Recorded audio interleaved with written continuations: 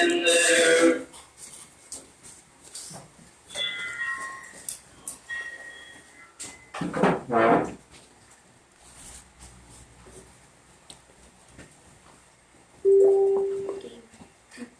Amen. Maraming pong salamat sa ating Panginoon sa napakagandang mga salita niya, at salamat sa ating Panginoon na tayong lahat po ay napagpala.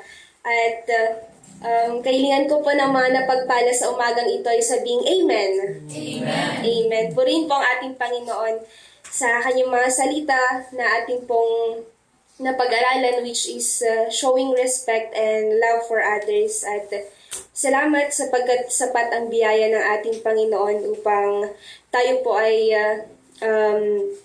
upang ating pong maisabuhay at maipakita sa buong sanglibutan na ito na ang mga Kristiyano ay mayroong tunay na pag-ibig at respeto sa kanyang kapwa. Kaya purihin po ang ating Panginoon. Ngayon po ay tayo pong lahat ay umawit dito po sa page 37, To God Be the Glory.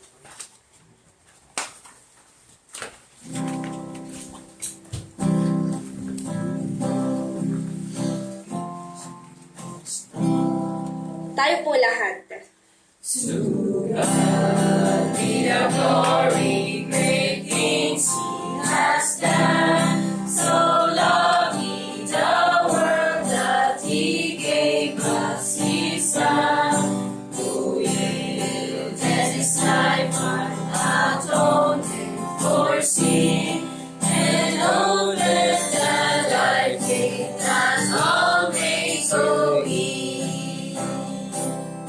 Praise the Lord, let the earth hear His voice. Praise the Lord, let the people rejoice. Oh, come to the Father, through Jesus the Son, and give Him the glory, great things He has done. Redemption, the purchase of blood, to every believer, the promise of God. The vilest offender who truly believes, that moment from Jesus the pardon receives. Praise the Lord, let the earth hear His voice. Praise the Lord, let the people rejoice. Oh, come to the Father through Jesus the Son, and give Him the glory, great things He has done. Great things He has done, great things He has done, and great are rejoicing through Jesus the Son. But nearer and higher and greater will be our wonder, our transport when Jesus we see. Praise the Lord, let the earth hear His voice. Praise the Lord, let the people rejoice. Oh, come to the Father through Jesus the Son, and give Him the glory, great things He has done. Amen. Maraming po salamat sa ating Panginoon sa napakagandang mensahe ng awitin na yan. At ngayon po, tayo pong lahat ay tumayo mga kapatid, at tayo po ay manalangin sa panguna po ni Sister Loveline.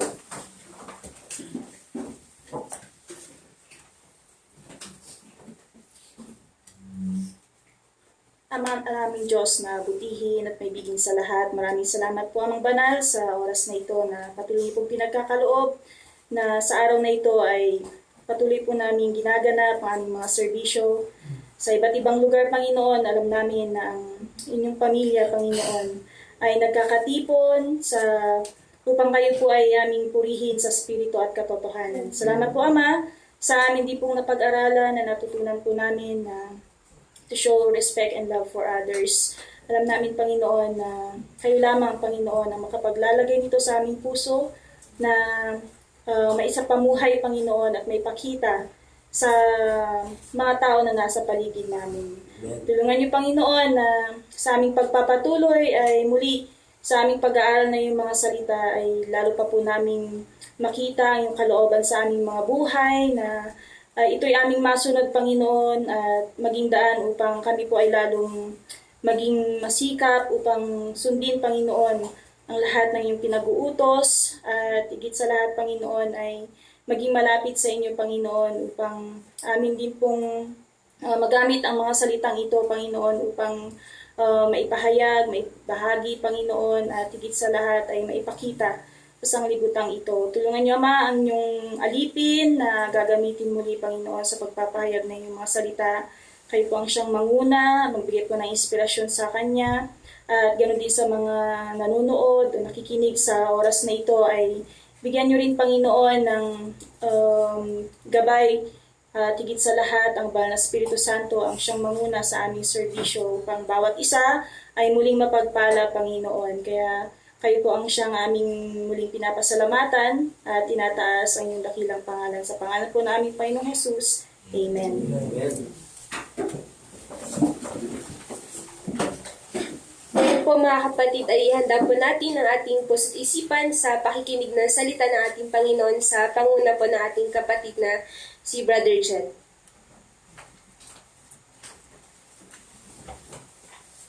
Magandang umaga mga kapatid. Dito sa Pilipinas. Magandang gabi naman sa other side of the world. Kaya napakaganda ng mundo natin eh. Tayo gising na gising sa kabilang panig ng mundo, matutulog na sila. Yan ang magandang ginawa ng ating Panginoon. Pero pagdating ng Panginoon, gising tayo lahat. Magliliwanag dahil susunugin na ang sanglibutang ito. Makikita ng lahat ng tao ang pagdating ng ating Panginoon. Kaya bumabati tayo sa mga watcher natin, o mga nakikinig, nanonood sa Iglesia ng Diyos dito sa Pilipinas. Kaya nagpapasalamat tayo sa Panginoon. Nakita ko kanina sa mga nanonood, doon sa Vancouver, sila Brother Ding, Sister Bell, ang kanyang mga anak. Purihin ng Panginoon. Talagang halos sa araw-araw o ay linggo-linggo, sila ay nakikinig sa ating Sunday School at sa ating worship service. Nakita ko rin kanina si Brother Ruben. Sa Japan siya, taga-Aurora yan. Purihin ng Panginoon. Si Sister Annalisa Galieta ng nasa Jordan. Sa bandang Middle East. Sa Panginoon. Si Brother Ricky doon sa Quebec. Kita ko rin kanina doon sa mga nanonood sa atin. Yan. Siguro nanonood din yung mga taga-Cayman doon sa Grand Cayman. Sa Jamaica. Meron ba? Oh. Hello, Brother Donovan. Bernie. Darby. He's watching from Jamaica. God bless you, brother. Mag-English yata tayo ng konti. Kaya, purihin ng Panginoon. Sana doon din sa Niagara. Niagara Falls, doon sa Toronto. Sana nakikinig yung mga Taan family doon. Marami sila doon eh. Sana hindi pa sila natutulog. Ano pa ba? Doon sa bandang New Zealand, si Brother Joselito, sa Hawaii, sila Alfonso at saka si Weng, saka si Brother Nicanor doon sa Honolulu. Yan. Nakita ko kanina doon sa Sunday School, nanonood sila. Sana nanonood pa rin sila ngayon. Kaya Sino ba? Nakalimutan natin, ng taga-abroad. Meron din tayong nakikinig doon sa Mindanao, si Sister Risa. Naka-lockdown siya, kaya ayan, nandun daw siya sa bahay. Kaya, siguro naka-quarantine, ano? May pinuntan niyo siguro siya, kaya naka-quarantine siya. Kaya salamat sa Panginoon. At, sa Ilocos, medyo mahina ang connection nila doon eh. Kaya hindi nakakapanood yung mga taga-Ilocos eh. Ay, dalangin natin na next year itong mga bagong internet provider buong Pilipinas na at malalakas pa. Malakas ngayon natin itong ating Converge. Kaya kung mag-converge na kayo. Ano yung patalas na siya? Rin ang Panginoon, mga kapatid. Salamat sa ating Sunday School. Napakaganda yung topic natin. Yan ang isang dahilan kaya magiging matagumpay ang iglesia. Yung nga sa ating topic, nakalagay dyan yung topic natin, why the early church was so successful. Yan. Bakit ang iglesia, ang sinaunang iglesia ay napakatagumpay nila. Bakit? At sa panahon natin ngayon, kailangan matularan natin sila para maging matagumpay din tayo. Diba, mga kapatid? So, ang ating teksto, dyan sa nakalagay ilagay ko dyan, top text. Yung Matthew 16:18, tungkol sa iglesia. Matthew chapter 16, verse 18. At sinasabi ko naman sa iyo na ikaw ay Pedro, at sa ibabaw ng batong ito, itatayo ko ang aking iglesia, at ang pintuan ng Hades ay hindi magsisipanig laban sa kanya. Maliwanag ba ang ating sound? Wala mong nagre-reklamo? Okay. Panginoon. Manalangin tayo sa mandali. Amang banal na makapangyarihan sa lahat. Salamat po sa umagang ito. Sa oras na ito, na kami po ay makikinig na yung mga salita. Tulungan niyo po ako, Panginoon. Inspire me with the Holy Spirit. Sa pamagitan ng aking bibig, ako ay magsasalita para sa inyo, Panginoon. Yung Santong Espiritu ang manguna sa mga nakikinig, ipaalam niyo, Panginoon, ipadama mo, Panginoon, ang presensya mo na kayo nasa kanila, nasa amin, at ipadama mo ang iyong pag-ibigan upang lalo kaming maging malapit sa iyo, Panginoon.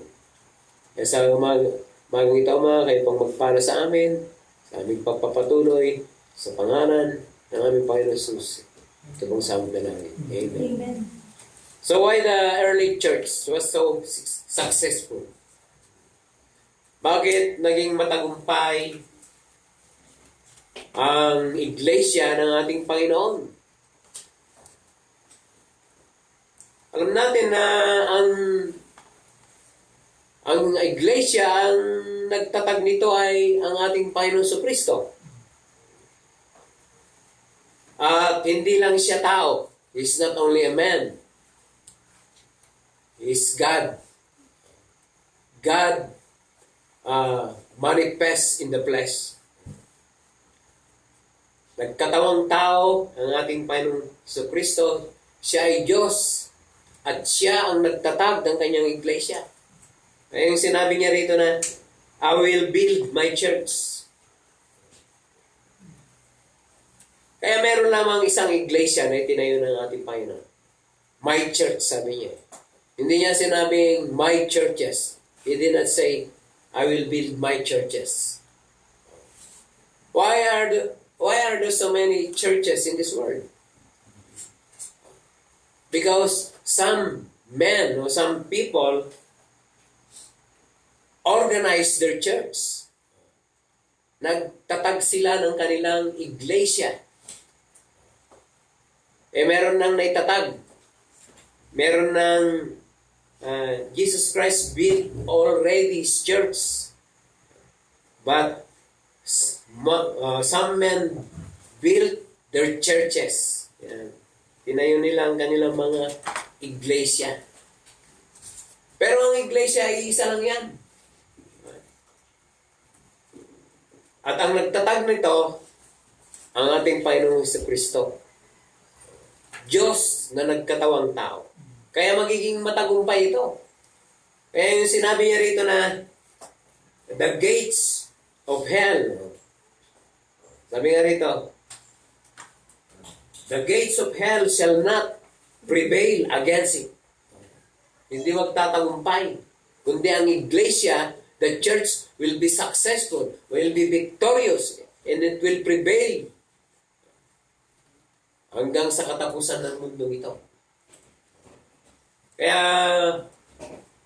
ang iglesia ito, iisa na itinatag ng ating Panginoon Kristo. Para mapasama tayo dito, ay talagang kailangan maligtas tayo sa kasalanan. Why the early morning church was so successful? Because they are truly converted. They are truly saved. So that you can be a member of this church, you must be saved from sin. Ang iglesia ng ating Panginoon, hindi pinapasukan ito. Hindi parang sekta na papasok nga ako dyan. Magpaparista nga ako dyan. O sasama na nga ako dyan. Hindi ganyan ang iglesia ng ating Panginoon. Ang iglesia ng ating Panginoon ay spiritual church. At ang kailangan dito, you must be saved from your sin so that you can enter to this church. Sabi niya yan sa Acts 2:47. Doon sa Gawa 2:47. Acts 2:47. Praising God and having favor with all the people. And the Lord added to the church daily such as should be saved. So the Lord added to the church those should be saved. Sa English ito, saved. Nangaligtas. Kasi sa ibang sekta ng relihiyon, other churches say, you will enter to their church so that you will be saved. That is wrong. That is not biblical. You must be saved first before you added to the church. Because the meaning of salvation, the word saved, you must be saved from sin. Kailangan maalis ka muna sa kasalanan. Sapagkat yan ang kahulugan ng iglesia. Ang iglesia ay mga tinawag. Called out ones. Tinawag mula sa kadiliman papunta sa kaliwanagan. Yun ang sabi niya rito sa unang Pedro 2:20. The word church, the meaning of the word church is called out ones. And according to 1 Peter 2:9, but ye are chosen generation, a royal priesthood, a holy nation, a peculiar people. And ye should know for the praises of him who had called you out. That is the meaning of the church. Called you out. Called out ones. From darkness into his marvelous light. From darkness to light, marvelous light. What do you mean by that? Darkness means sin. It is not literal. The word here is not literal darkness. It is, the meaning of darkness here is sin.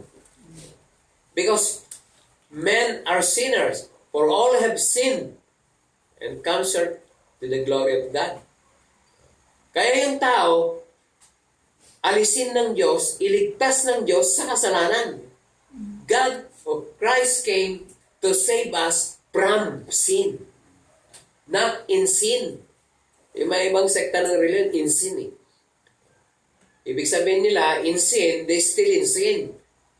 But they claim to be a Christian.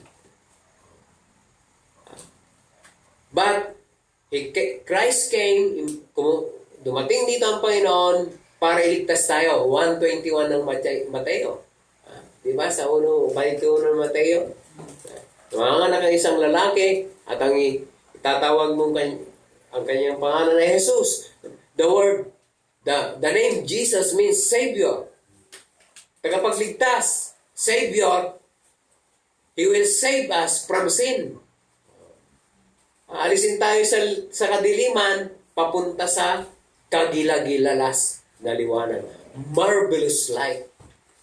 Why it's marvelous light? Because our life will change. Sapagkat magbabago ang buhay natin, kaya tinatawag na kagilagilalas. Kaya ang iglesia ng Panginoon, the church composed of saved people. There's no sinner in the church. Yan, pag sinasabi natin, there is no sinner. Walang makasalanan. There are no sinners. Walang makasalanan sa iglesia. Totoo yan. Because this is the mystical body of Christ. There is no sinners in the church. Because you will be added to the church. You must be saved from sin first before you will be added to the church. So there was no sinner, or there's no sinner. Walang makasalanan sa iglesia. Kasi hindi ka nga makakapasok yan kung makasalanan ka. Hindi ka rin idadagdag. Sabi nga, the Lord added to the church. So the Lord will add you if you are saved from sin. Pero kung hindi ka ligtas sa kasalanan, the Lord will not add you to the church. Kaya ang iglesia ng Diyos, binubuo ito na maski isa, walang makasalanan. Paniwalaan nyo yan dahil sapagkat totoo yan. Kasi paano kang mapapasama sa iglesia kung makasalanan ka? How to become a member of the church if you are a sinner? You can be a member of a man's church, man's religion. Even though you are a sinner, pwede kang you can be a member of man's religion, of man's church, even you are a sinner. Yan ang katotohanan. Kaya makikita nyo sa mga ibang iglesia, halos lahat makasalanan. Pero hindi natin sinasabi na walang ligtas yan, walang mga tupa ng Panginoon. Kasi sinasabi rin ng banal na kasulatan, naniniwala tayo na we believe that there are naliligaw na tupa. Di ba? Naniniwala tayo yan. Kaya yan ang pinagsisikapan nating maabot. Karamihan kasi sa mga sekta na relihiyon na itinayo ng tao ay mga makasalanan. Kasi hindi nga nila itinuturo yung maalis ka sa kasalanan. Ang itinuturo nga nila, you sin more or less every day. Nagkakasala ka araw-araw. Yan nga ang itinuturo nila. Pero meron ding kuminsan meron mga pinapangaral din nila yung magsisi. Tanggapin mo ang Panginoon, magsisi ka. Yung mga nakaunawa naman, nagsisisi, talagang nakapagsisisi sila ng taos puso at sila napapatawad. Nagbabago ang buhay nila. Pero ang sabi ng Panginoon, meron siyang sinasabi dito sa Revelation 18:4 na umalis ka, lumabas ka sa kanilang bayan ko.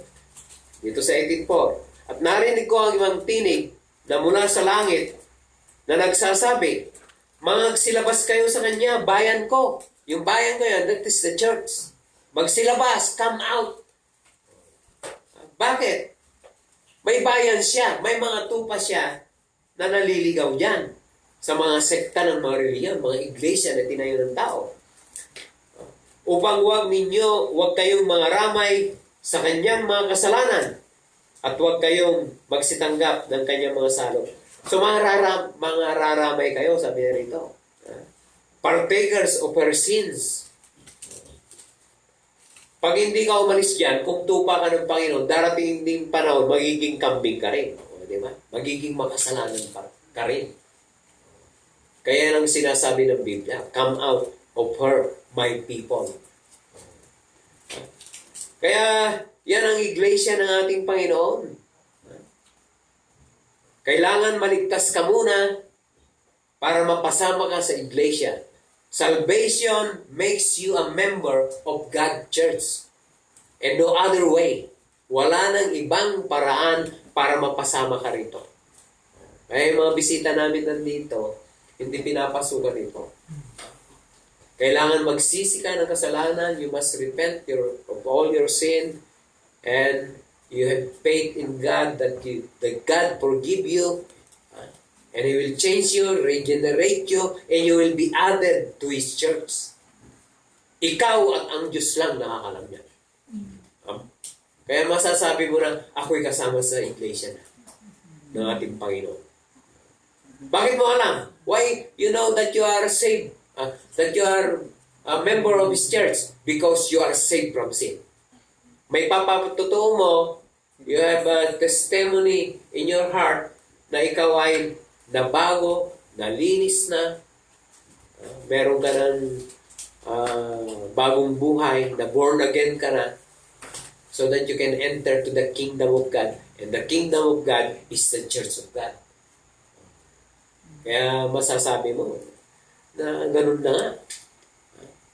Kaya hindi natin dinadaya ang ating sarili dito. Hindi rin natin dinadaya ang mga tao dito. Na yung mga ibang sekta ng mga reliyon, ibang iglesia, parang niloloko, sabi na natin. Dahil tayo lang ang pupunta sa langit. O, di ba? Narinig nyo yan?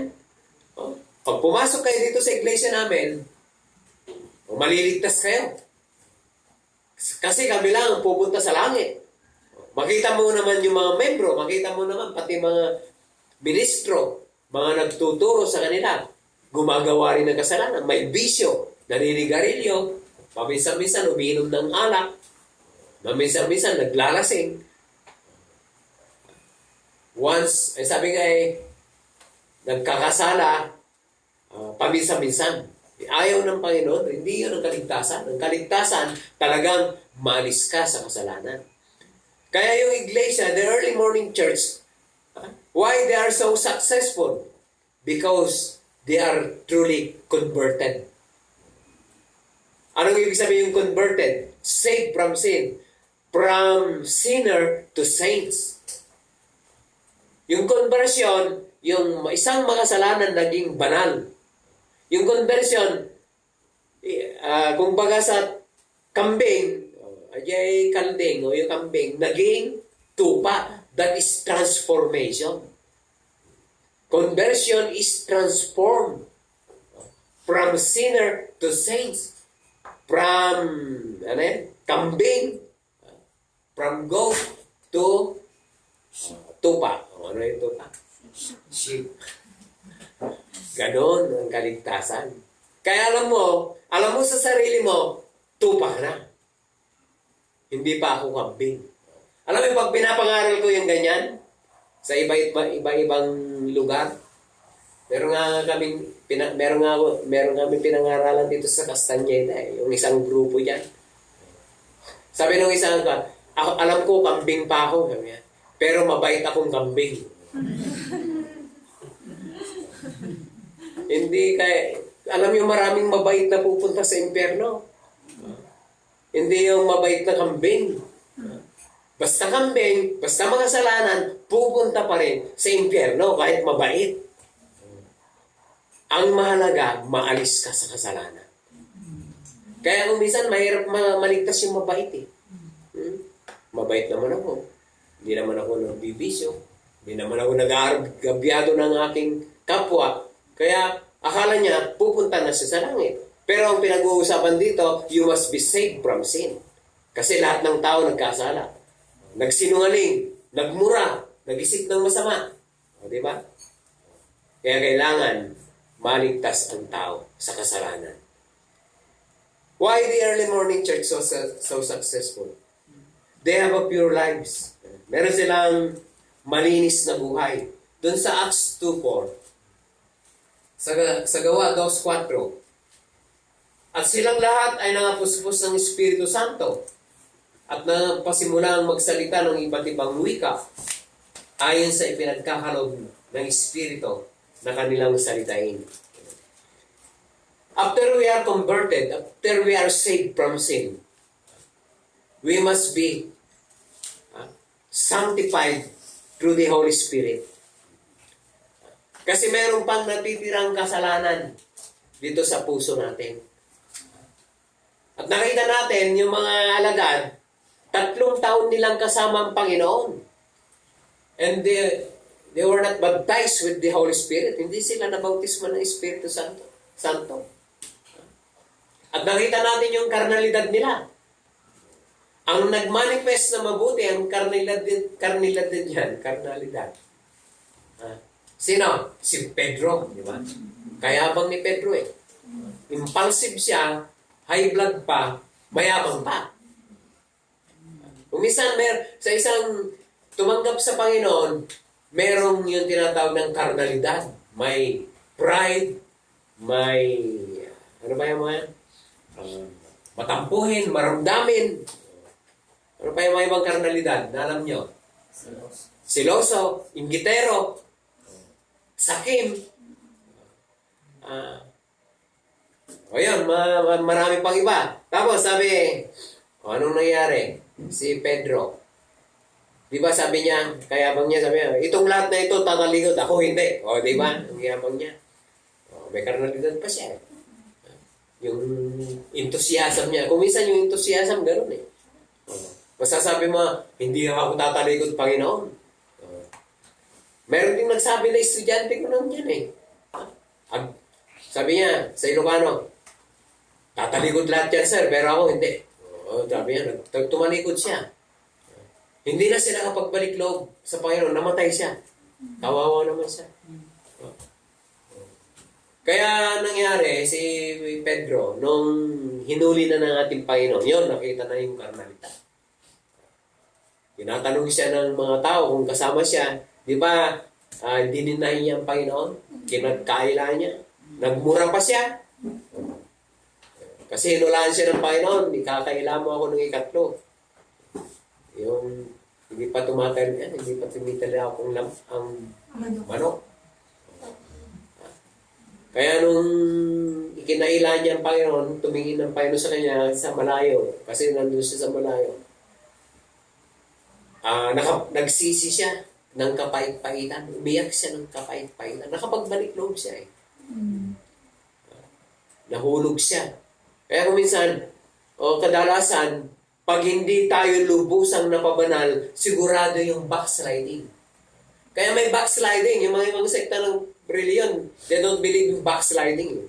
Kasi pag naligtas ka, pupunta ka sa summit, ang ibig sabihin sa taas. Kasi sa baba, ang ibig sabihin niyan ay kasalanan, putikan. Nalulunod tayo sa kasalanan. Pag niligtas tayo ng Panginoon, dadalhin tayo sa bundok, Mountain of Salvation. Ang iglesia ay tinutulad sa isang bundok. Dadalhin tayo sa mataas na kalagayan, na walang kasalanan, malinis. Kaya, pag bumalik ka sa kasalanan, yon backsliding. May backsliding. May mga iba, nagbabackslide, pero nakapagbalik loob, tulad ni Pedro. Nag-backslide siya, pero nakapagbalik loob, at naging matapang siya na mangaral. Di ba? Kaya nga nung si Pedro ay nabautismohan ng Espiritu Santo. Yun, nabautismohan siya ng Espiritu Santo. At the day of Pentecost, dito sa chapter 2, yung binasa natin, silang lahat ay nangapuspos ng Espiritu Santo. Isa na doon si Pedro.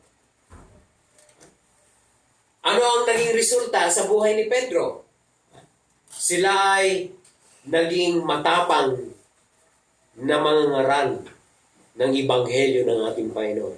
Nung nabautismuhan sila ng Espiritu Santo, naalis yung karnalidad, nalinis yung puso. Kaya sinasabi ng Biblia, mapapalad ang may malinis sa puso sapagkat makikita nilang Diyos.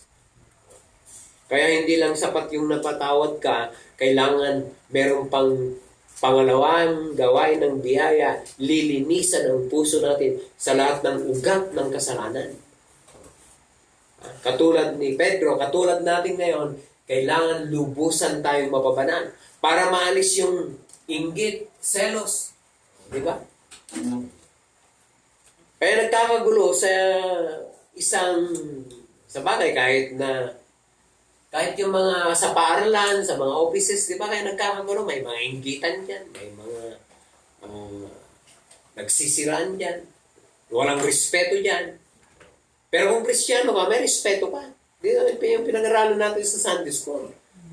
Pag lubusan kang napabanal, yung respect, kahit kaaway mo, you respect them. O, di ba? Hindi ka nagsasalita ng masama sa iyong kapwa. Iniibig mo pati kaaway mo. Sabi nga ng Biblia, kung ang iyong kaaway magutom, pakainin mo. Ang iyong, yun ang epekto. Yun ang magagawa ng lubusang kabanalan, yung tayo ay mabautismuhan ng Espiritu Santo. Sabi ng iba, ang sign daw para na makita na ikaw ay baptized with the Holy Spirit, yung sasalita ka ng ibang wika. Gibberish, sabi nila, yung nakarinig na ba yun ng gano'n? Buong buhay ko, hindi pa ako nakarinig noon. Alam niyo kung first time ako nakarinig? Saan? Sabi niyo? Sa Korea. Nung nagpunta ako ng Korea nung 2 years ago. Sumakay ako na kasama ko yung mga kasama ni Pastor Che. Nagkuhan sila doon lang ako nakarinig ng speaking in tongue. Sabi nila, yung buong bus, biyahe kami, nanalangin sila. Wala akong naintindihan. Nag-speaking tongue sila lahat. Sabi ko, nananalangin din ako, Panginoon, ano ba itong pinasukan ko ito? Tulungan mo ako, Panginoon, sabi ko. Yan ang mga, kuminsan, sabi nila, yan daw ang sign that you are baptized with the Holy Spirit. Hindi yan ang sign. Isang sign lang yan. Hindi lahat ay not all will speak in tongues, di ba nga? Sabi niya, gift lang yan, kaloob lang yan. Ang talagang sign that you are baptized with the Holy Spirit, you live holy and righteously in this present world. Nag-i-speaking tongue ka nga. Gumagawa ka naman ng kasalanan. Punong-puno ka naman ng karnalidad. Di ba? Kaya yung talagang sign, ang tanda that you are baptized with the Holy Spirit, you live holy, righteously in this present world. And you have a pure heart because blessed are the pure in heart for we shall see God. Kaya kailangan tayong mabautismo ng Espiritu Santo. Maalis yung ugat ng kasalanan. At ito ang magbibigay sa atin ng kapangyarihan. He give us power to live holy in this present world. Kasi wala tayong kapangyarihan dito. We have no power to live holy if we will not be baptized with the Holy Spirit. Kaya mga kapatid, nasahin natin yan. Mabaptize tayo. Masunog yung ugat ng kasalanan dito sa ating puso.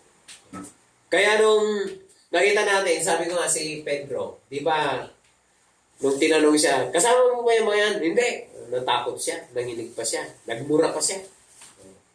Pero nang nabaptize siya ng Holy Spirit, naging matapang siya sa pangangaral ng Ebanghelyo. So why the early morning church was so successful? Because they have boldness in preaching and witnessing the gospel. Naging kwan sila. Kaya rito sa 5:32 ng Gawa 5:32. Ano sabi niya rito? At kami mga saksi ng mga bagay na ito. At gayon din ang Espiritu na siyang ibinigay sa Diyos na nagsitalima sa kanya. Sabi niya pa rito sa Acts 5:28-32. Acts chapter 5 verses 20-32. Na sinasabi, ibinala naming mahigpit sa inyo na huwag kayong magturo sa pangalan ito. At narito, pinuno ninyo ang Jerusalem ng inyong aral at ibig ninyong iparatang sa amin ang dugo ng tao ito. Datapot nagsisagot si Pedro at ang mga apostol na nagsabi, dapat muna kaming magsitalima sa Diyos bago sa mga tao. Kaya tingnan niyo si Pablo, si Pedro, Noong hindi pa sila baptized with the Holy Spirit, wala siyang kapangyarihan. Wala siyang, awang titulad tinakam na. Wala siyang tapang ng pangaral ng salita ng Diyos. Pero nung nabautismo siya ng Espiritu Santo, nangaral siya. Alam niyo ang naligtas sa unang araw, 5,000. Kaya pinununan nila ang Ebanghelyo ng Jerusalem. Sa susunod na araw, 3,000 na. Alam niyo yung speaker nila. Sino ang talagang tagapangaraw? Wala pa si Pablo nun eh. Si Pedro ang pinaka-leader nila. Yung tapang niya, yung pagka-high blood niya, kasi meron tayong tinatawag na natural na tapang. Matapang ka. Tapang ng sanglibutan.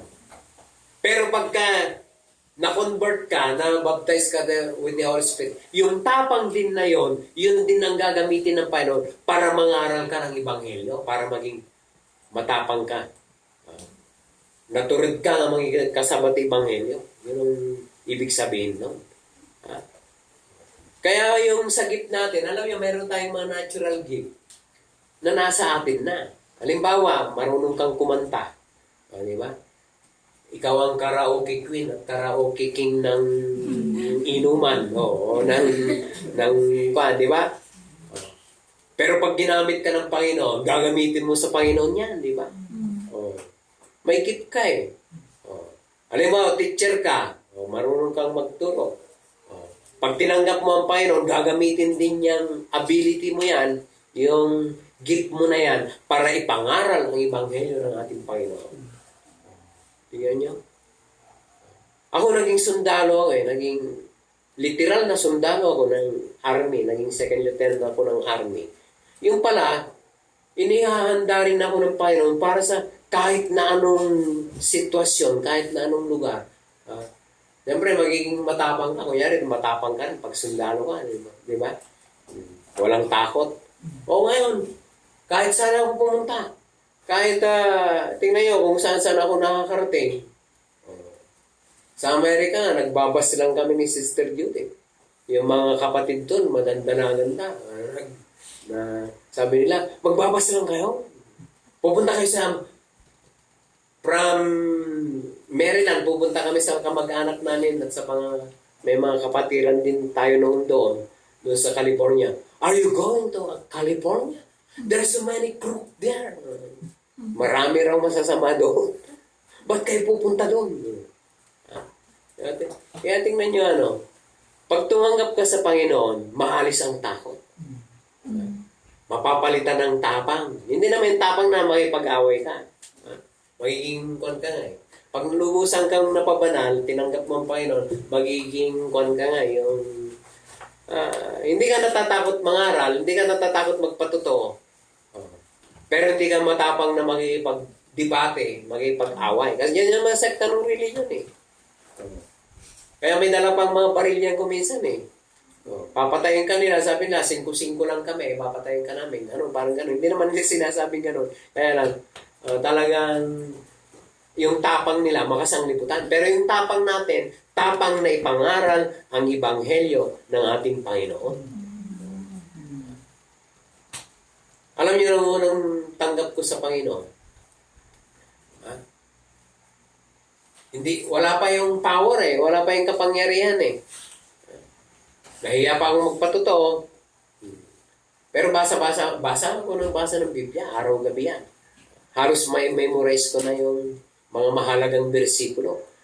Pero nung sabi ni pastor, sabi niya, yung ating minamahal na pastor, mangangaral ka.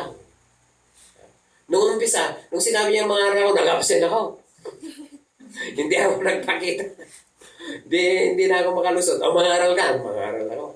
Alam niyo, nangaral ako. Namamawis ako na ang lapot-lapot. Tapos 10 minutes lang ako nagsalita.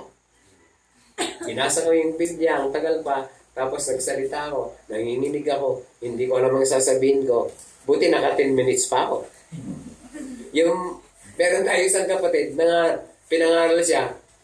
Tumayo siya, hindi na nakapagsalita. Nawala na. Nablangko na. Kaya tingnan niyo mga kapatid, Pero nang lubusan akong napabanal, yung dumating ng baptism ng Holy Spirit. Kasi naririnig namin palagi yan na kailangan mapabanal ka. Naging matapang na ako na mangaral. Pati sa mga estudyante ko, nangaral na ako. Sa mga... hindi ako makapagpatuto sa mga estudyante ko eh. Kaya lang, nilog din ng Panginoon, nagkaroon ng... ano yung tawag na doon? Yung... Parang ni Korean eh, yung... Hindi GMRC, yung... Values Education. Tamang-tama. Ginawa akong Values Education teacher ngayon. Lahat ng seminar, pinuntahan ko. Hindi bawal gumamit ang Biblia. Hindi bawal magsalita ng tungkol sa Panginoon. Talagang... pati sa history. Sabay, nung wala pang Values Education, pati history. Nagagamit ko yan para magpatuto. Pag may topic na about religion, 5 kinds of religion, sabi niya sa history. Tapos yung mga religion of the Jew, religion of the Sumerian, o the Egyptian. Ginagamit ko yan para masabi ko ang salita ng ating Panginoon. Kaya makita niyo mga kapatid, paglubusan kayo mga banal, gagamitin ng buhay niyong banal para ipangaral ang Ebanghelyo. Walang takot, marami. Mapatutunahan nyo, may mga maliligtas din. Kaya yan ang nakita kong kaya yung mga kabataan ngayon, nabaptize na ba ng Espiritu Santo? Nitananggap nyo na ba yung sanctification? Nilinis na ba yung puso nyo ng ating Panginoon? Maalis yung takot, maalis yung kaba, maalis yung inggit, yung selos, lahat ng ugat ng kasalanan, maalis yan. Walang magiging hadlang sa paglilingkod nyo sa Panginoon. Kaya yan ang iglesia ng Diyos. Why they're so successful? Because they're united. Sabi nga rito sa Acts 2:46, at araw-araw sila ay nagsisipanatiling matibay, Acts 2:46, sa pagkakaisa sa templo, sa pagpuputol-putol ng tinapay, sa bahay-bahay, nagsisikain sila sa kanilang pagkain na may galak, na may katapatan ng puso. So, why they are so successful? Because they are united. Nagtutulungan, nagkakaisa. Araw-araw nga dito eh. So, tingnan nyo, nung panahon na sila ay naligtas ng ating sa Ebanghelyo ng ating Panginoon, araw-araw silang panatiling matibay, nagkakaisa, nagtitipon, nagpuputol ng tinapay, nag-aaral ng salita ng Diyos, sumasamba, kaya yan ang nananalangin, kaya naging matagumpay, naipalaganap ang Ebanghelyo, hindi lang sa Jerusalem, buong mundo, yung known world, hanggang nakarating sila sa Africa, sa Roma.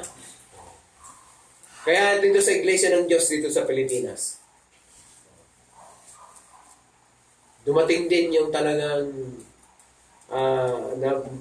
maraming nabautismuhan dito, maraming mga talagang kabataan na nagbigay ng buhay niya sa Panginoon. Tingnan nyo, lumaganap ang Ebanghelyo ng ating Panginoon dito sa Pilipinas. At ang nakikita natin ngayon, ito ang sinasabi ko palagi, hindi lang dito sa Pilipinas. Kung saan may Pilipino, lalaganap ang Ebanghelyo. Kaya nagkalat ang mga Pilipino. Ang kailangan natin lang ngayon ay pinansyal para lalong may palaganap ang Ebanghelyo ng ating Panginoon. Itong internet na ito. Kasi sa pakikinig na nila rito, May mga Pilipinong tatanggap, ha? Pag tumanggap niya mga yan, sasabihin niya, punta kayo dito sa amin. O ano. Maski dito sa Pilipinas. Pag narinig nila ito, pag may tumanggap ako dahil sa pangangaral niyo doon sa internet. Tapos sasabihin niya, punta kayo rito sa Boracay. Ano, di ba? Punta kayo rito sa El Nido. O gano'n, ha? Yung mga magandang tanawin naman pala yung sinasabi ko sa inyo. Hindi imposible yan. Buong mundo, ay buong Pilipinas. Buong mundo rin. Kaya nakapunta na tayo. Sinisimulan na nga namin eh. Bibigay ang Panginoon ng mga pamasahe para masimulan ang gawain ng Panginoon sa iba't ibang panig ng mundo na may Pilipino. At kung may mga Pilipino maligtas na, hindi lang mga Pilipino, mga ibang lahi, di ba? Kaya mga kapatid, doon sa Korea, ngayon, lagi akong tinatawag ni Pastor Che doon eh. Hindi siya nagsasawa, ayaw ko. Kumisan, hindi ko mini-message. Bakit hindi ka nag-message? Sabi sa akin. Nagtatampo pa siya. Tingnan niyo, bakit ganun na lang? Ibig sabihin, may plano ang Panginoon. Padalangin natin. Ha? Pag talagang naligtas itong tao, maunawaan niya ang tungkol sa iglesia, tungkol sa Panginoon, yung talagang kaligtasan. Ha? Magagamit siya sa ikalalaganap ng Ebanghelyo sa bandang Korea. Diba? Hindi lang Korea. Meron din siyang vision eh. Hindi lang daw Koreano. Pati yung mga ibang bansa.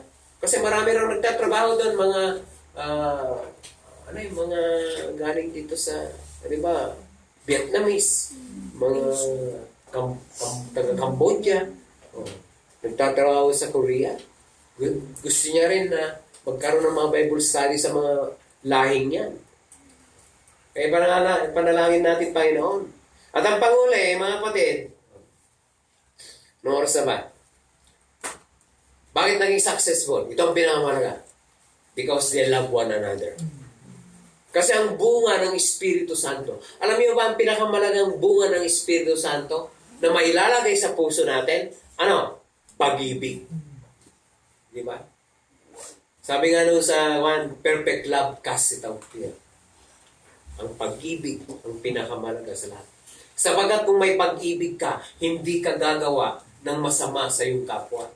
Kaya malaga yung mabautismuhan tayo ng Espiritu Santo, mga kapatid. Pagka meron tayo, nabautismuhan tayo sa Espiritu Santo, maalis ang kasalanan, maalis lahat ng ugat ng kasalanan. Ang papalit dito ay perfect love. Yun ang pinamahalaga. Kasi doon sa perfect love, sabi niya, mapaglilingkuran natin ng buong puso ang Panginoon kung tayo ay may sakdal na pag-ibig. Di ba sabi niya doon na, ibigin mo ang Panginoong Diyos mo ng buong puso mo, ng buong kaluluwa, buong lakas mo. Ibigin mo, pag sabing ibigin, siya lang ang paglilingkuran natin, siya lang ang itatanyag natin sa buhay natin. Kaya yun, hindi natin mapaglilingkuran ng buong puso ang Panginoon kung wala tayong sakdal na pag-ibig na ibubuhos ng Espiritu Santo sa atin. Ngayon, sabi nga rito sa 13:34 ng John 13:34, isang bagong utos ang sa inyo ibinibigay ko, na kayo yung mga gibigan sa isa't isa, na kung paanong inibig ko kayo, ay mga gibigan naman kayo sa isa't isa. So yun ang bagong utos. Pero hindi natin pwedeng ibigin ang ating kapwa kung walang, kasi agape yun eh. We have natural love, yung tinatawag na eros at saka philos. Natural love yun. Pero yung agape, ibinubuhos ng Diyos yan. Doon sa Roma 5:5, ibinubuhos ng Espiritu Santo sa ating mga puso ang pag-ibig ng Diyos. Hanggat wala yung agape na yan, hindi tayo pwedeng mag-ibigan sa isa't isa. Love is reciprocal, di ba? Ang pag-ibig ay ginagantihan.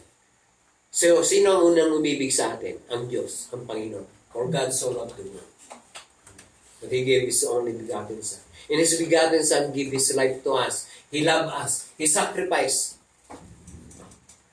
Kaya, pag tinanggap natin yan, ang pag-ibig na yan, pwede nating ibigin ng Diyos. Kaya masasabi natin, Lord, I love you. Mahal na mahal kita. Masasabi mo lang yan kung meron ng ibinuhos na pag-ibig sa iyong puso. Pwede mong gantihan ang pag-ibig ng Diyos kung meron ng pag-ibig na ibinuhos sa iyo. Kung wala yung pag-ibig na ibinuhos sa atin, yung agape na yan, hindi natin maiibig ang Diyos. Magsasawa tayo. Kung kunyari, maglilingkod nga ako sa Panginoon, wala ka naman talagang pag-ibig. Ginagaya mo lang yung Kristiyano. Para kang kambing na ginagaya mo yung tupa.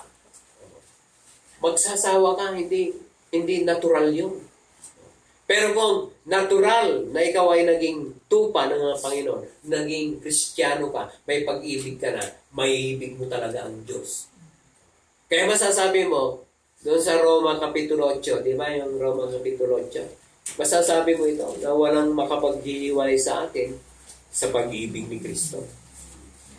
Kahit, sabi nga rito, sapagkat ako'y naniniwalang lubos, kahit kamatayan man, kahit ang buhay, kahit ang anghel, kahit ang pamunuan, kahit ang mga bagay na kasalukuyan, kahit ang mga bagay na darating, kahit ang kapangyarihan. Masasabi mo yan, ha? I love you, Lord. Hindi ako tatalikod sa iyo. Kahit ang kataasan, kahit ang kababaan, kahit ang alimang ibang nilalang ay hindi makapaghiwalay sa atin sa pag-ibig ng Diyos na may na kay Kristo Jesus na Panginoon natin. Kaya pagka nananalangin ka, madadama mo yung pag-ibig ng Diyos, di ba? Umiiyak ka na sa kagalakan. Salamat, Panginoon, niligtas mo ako. Salamat, Panginoon, natagpuan kita. At pinapangako mo sa Diyos, di ba? Sinasabi mo, paglilingkuran kita ng buong puso. Paglilingkuran kita hanggang sa wakas ng aking buhay. Di ba sinasabi mo yan sa Panginoon? Pag nananalangin ko, kaya pag nananalangin kayo, sinasabi niyo sa Panginoon, mahal kita, Panginoon. Hindi kita tatalikuran. Gagawin ko ang buong makakaya ko, paglingkuran kita. Ibibigay ko lahat ng buhay ko sa iyo. Yun, consecration niya. Ihandog mo lubusan ng Panginoon sa Diyos. Ngayon, sabi nga din sa Romans 13:10, ang pag-ibig ay hindi gumagawa ng masama sa kanyang kapwa. Ang pag-ibig ay siyang katuparan ng kautusan. Kaya yung pag-ibig nandun na. Hindi yung ginagawa mo, nandun na, natural na nandun sa iyo ang pag-ibig. Kung may pag-ibig ka, hindi ka gagawa ng masama sa iyong kapwa. Hindi ka gagawa ng masama sa iyong kaaway. Pati kaaway mo nga, iniibig mo. Di ba sabi ng Biblia, love your enemies? Hindi mo magagawa yan hanggat wala yung pag-ibig sa inyo. You cannot love your enemies. Nung nagtuturo nga ako sa high school noon, kasi values education, love your neighbor, sabi niyo sa topic namin. Sabi ko, ibigin niyo ang iyong kaaway. Binasa ko, alam niyo na yung mga teksto niya, sa chapter 5. Ibigin niyo ang kaaway. Ano, sir? Babae pa yun eh. Panumbuyin na yun. Tumbuis eh. Binasa ko ito. Yun sa Matthew at saka itong sa Roma, kung ang iyong kaaway magutom, pakainin mo. Saan na ba yan? Kalimutan ko naman.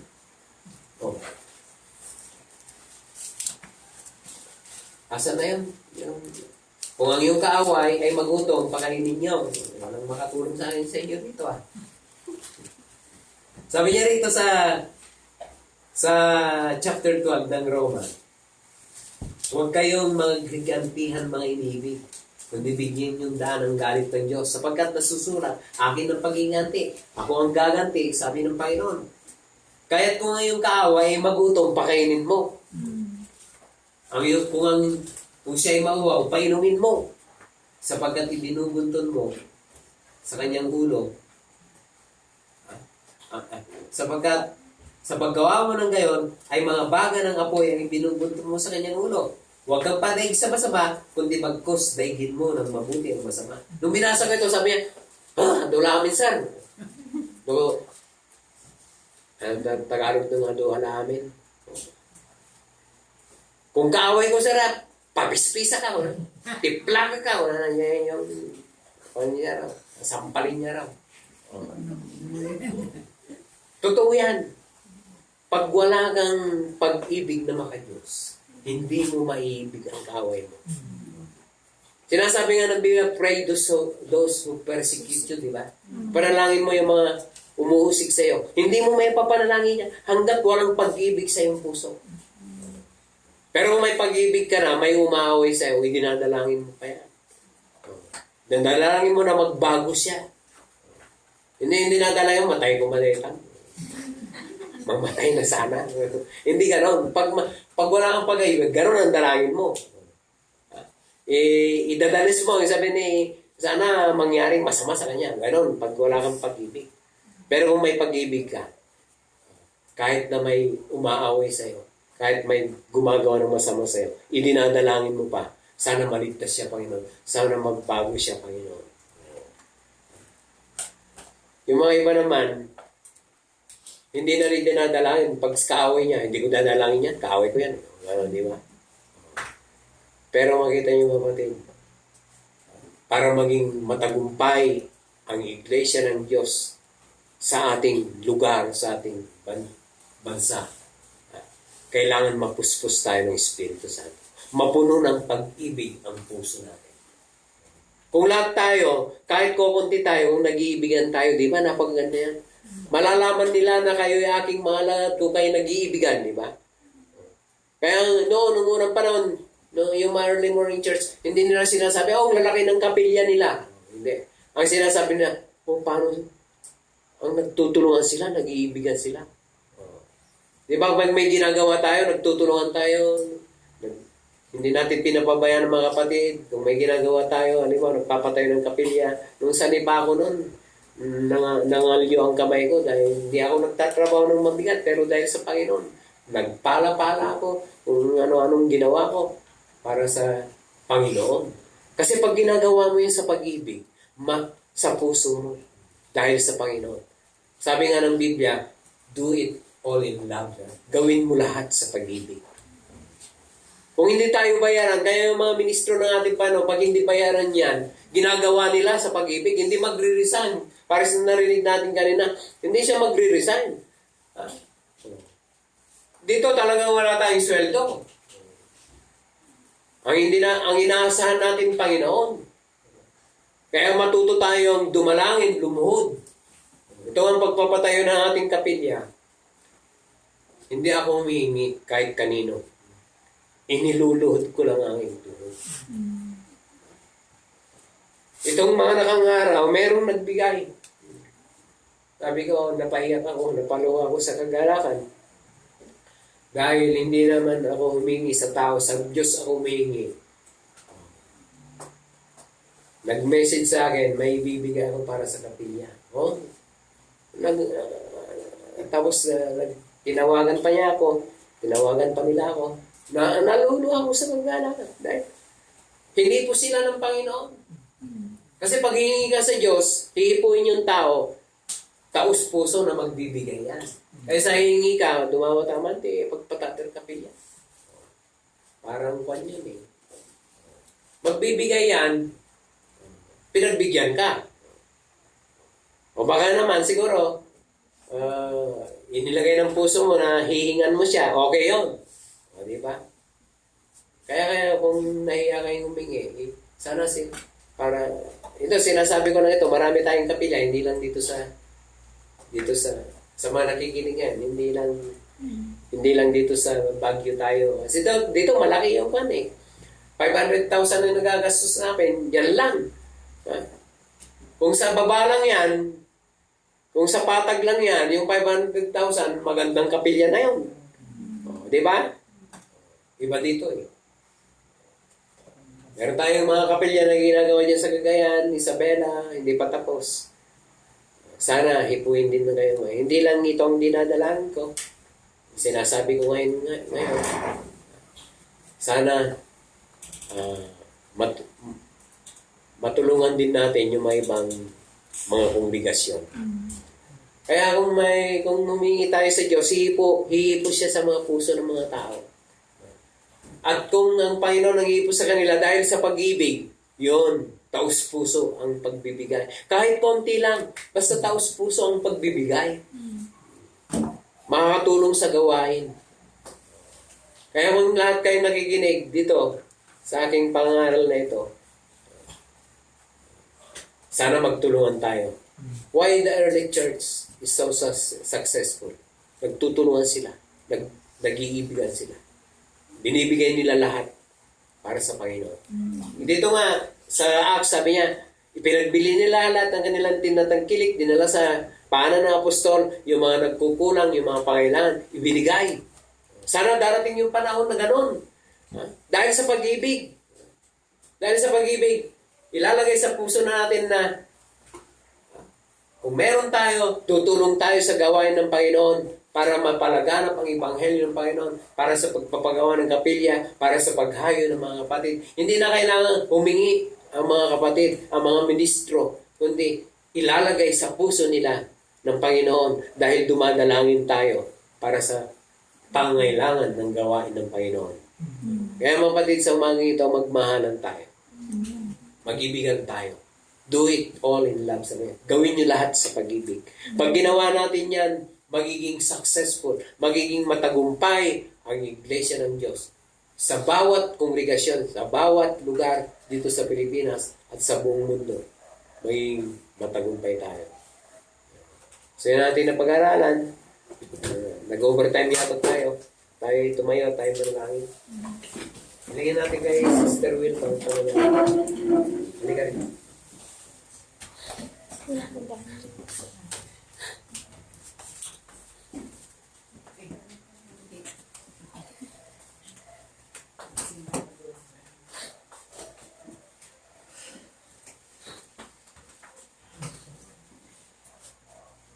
Panginoon, salamat po sa umaga nito, sa aming mga napag-aralan. Tunay po na kami po ay napuspos ng banal na Espiritu Santo. Salamat po Panginoon sa iyong pag-ibig, Panginoon, na nais na, Panginoon, na lalo po makasunod lang na ayon sa inyong kalooban. Kaya pinupuri ka namin at pinasasalamatan sa iyong kadakilaan sa bawat isa sa amin, Panginoon. Salamat po sa napag-aralan na yan. Muli ay na palakas mo po kami sa aming mga buhay spiritual, Panginoon. Kaya nawa sa aming pag-iwalay-hiwalay ng magkakapatid, kayo pa rin po ang siyang mag-ingat at pumatnubay sa bawat isa upang sa darating uli na pagkakataon na kami ay mag-aaral muli, magsama-sama kami at magpalakasan ang mga buhay spiritual, Panginoon. Lahat ng ito'y aming hinihiling sa matamis na pangalan ng aming Panginoon Jesus. Mga kapatid, bye-bye. Hanggang sa Sunday, ulit. Share. Bye-bye.